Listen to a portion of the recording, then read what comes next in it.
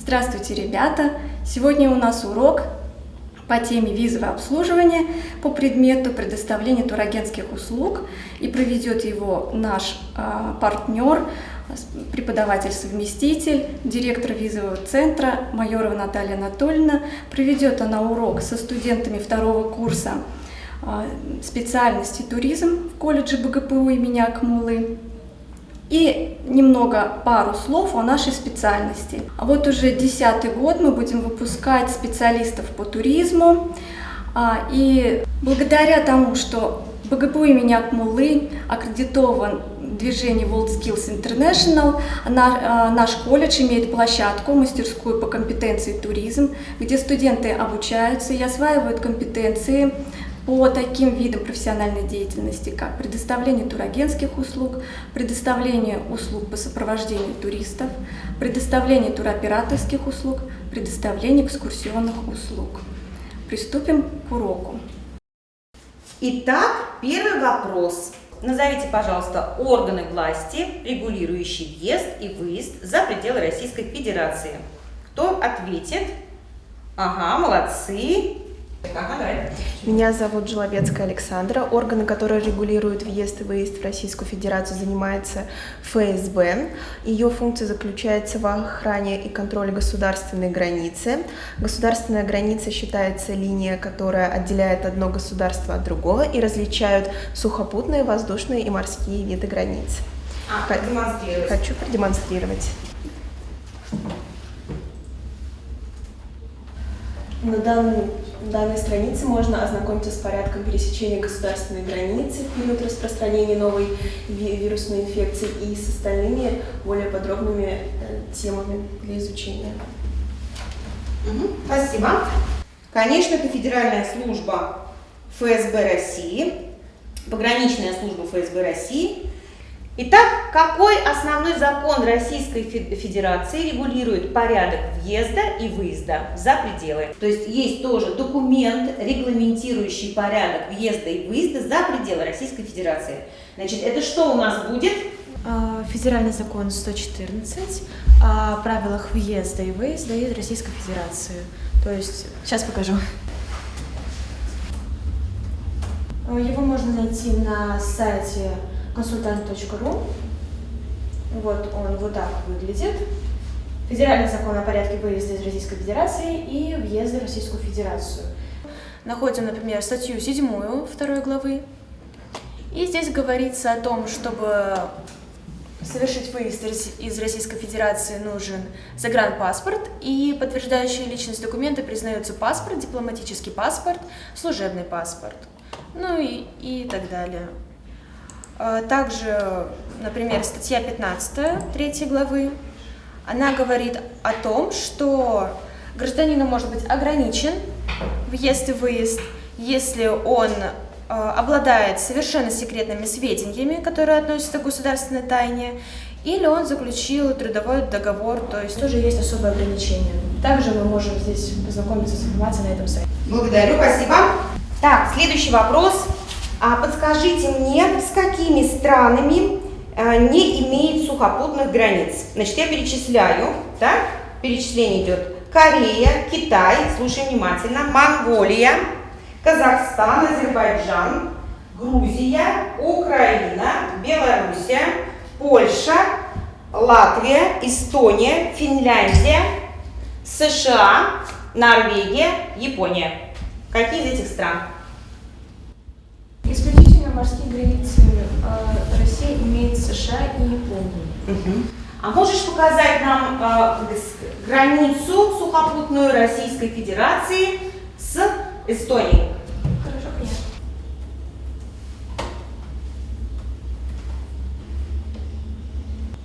Так, все, всем видно, да, что у нас действительно есть граница между Россией и Эстонией.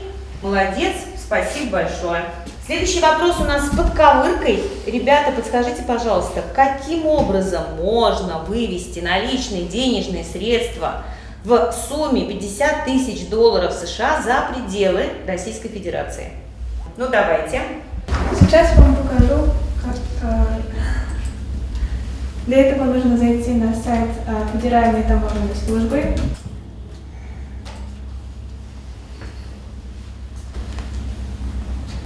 коллективную вкладку физическим лицам. Правила перемещения товаров. Перемещение наличной валюты и денежных инструментов. В соответствии с ТК ЕАЭС наличные денежные средства подлежат таможенному декларированию, если сумма превышает 10 тысяч американских долларов. Для этого нужно заполнить такой документ. Для этого нужно написать свою фамилию, имя и отчество, документ, удостоверяющий личность, адрес постоянного места жительства и так далее. Спасибо. То есть через красный коридор с пассажирской таможенной декларацией. Все. Вопрос из серии не очень сложный, но тем не менее хочу спросить, кто именно в Российской Федерации может оформить заграничный паспорт через службу МВД России? Любые граждане Российской Федерации, которые проживают на ее территории, могут оформить заграничный паспорт через МВД Российской Федерации. Могу это продемонстрировать. Сейчас мы находимся на официальном сайте Министерства внутренних дел Российской Федерации, где мы можем узнать основную информацию о том, как получить загранпаспорт. То есть здесь у нас представлены в соответствии с федеральным законом 114, какие нужны документы для получения загранпаспорта, в какой сумме взимается государственная пошлина, также в каком случае уплаченная пошлина может подлежать возврату, в каких случаях может быть отказано в приеме заявления и так далее. Ну, сразу же тогда давай на второй вопрос дополнительный ответь. Какая сейчас сумма государственной пошлины за изготовление биометрического паспорта сроком на 10 лет на взрослого человека, то есть на человека, начиная с 14-летнего возраста? Государственная пошлина за выдачу паспорта нового поколения со сроком действия в 10 лет составляет 3500 рублей для тех, кто достиг уже 14-летия. Спасибо. Следующий вопрос. Как узнать, кто официальный провайдер, через которого мы можем повторно подать заявку на получение визы в США? Значит, я вам сейчас назову 3 провайдера, мне нужен правильный ответ. Pony Express, VFC Global или BLS International Service. Так. Меня зовут Иванова Олеся, уполномоченным провайдером является VFS Global. Могу продемонстрировать. Вбиваем обращение за визу в США. Тут мы переходим по первой ссылке, спускаемся вниз, нажимаем на повторную выдачу визы. Итак, вот тут написано то, что прием и выдача документов для визы в США осуществляет компания VFS Global. Как найти официального провайдера? Через, на примере давайте Болгарии посмотрим. То есть посольство Болгарии, кто зайдет у нас на сайт посольства Болгарии? Ага, пожалуйста. Как ты можешь определить, официальный провайдер или неофициальный? Заходим на посольство Болгарии. Угу. Переходим в раздел «Визы и консульские вопросы». Здесь будет оформление болгарских виз, адрес представлен. Также будет ссылочка, официальный веб-сайт. Давайте удостоверимся, официальный ли он на самом деле. Все, молодцы, удостоверились. Все, мы нашли официального провайдера, VFC Global, да? Спасибо. Из этой же серии давайте вопросы. Официальный провайдер Визаметрик осуществляет прием документов на визы в Австрию, Германию или Швейцарию. Какой будет у нас правильный ответ? Австрия, Германия или Швейцария? Визаметрик, официальный провайдер.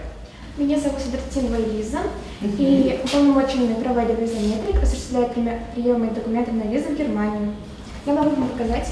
Заходим на сайт Визаметрик, официальный сайт Генерального посольства Германии.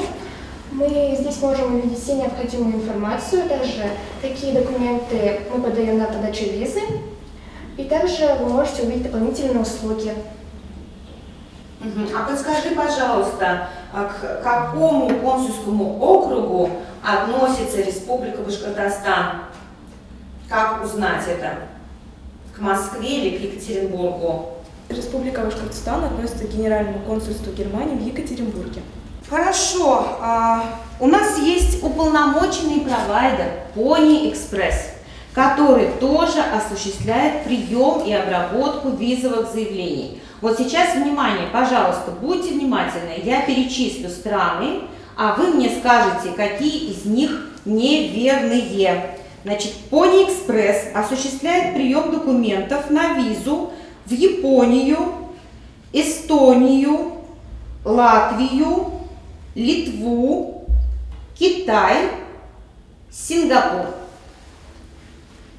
Так, пожалуйста.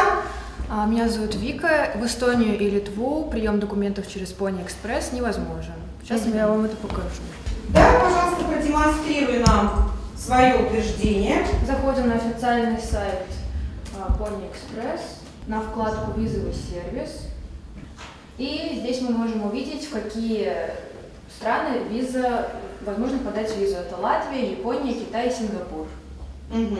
То есть, соответственно, Литва и Эстония здесь не представлены. Да, здесь не представлены. Сейчас вопрос будет достаточно сложный, но тем не менее, очень часто люди, когда обращаются в туристическое агентство, они задают этот вопрос. В каких случаях судебный пристав-исполнитель может ограничить выезд должника за пределы Российской Федерации? Давайте рассмотрим 3 случая. Сумма задолженности по квартплате в размере 15 тысяч рублей без исполнительного акта. Второе. Сумма ущерба, причиненного здоровью в результате дорожно-транспортного происшествия в размере 15 тысяч рублей без исполнительного акта. И сумма задолженности по налогам индивидуального предпринимателя в размере 15 тысяч рублей с исполнительным актом. Какой из этих будет верный? Ну, давай. Из ваших предложенных вариантов нет никакого правильного, и мне хотелось бы продемонстрировать источник, где можно узнать данную информацию.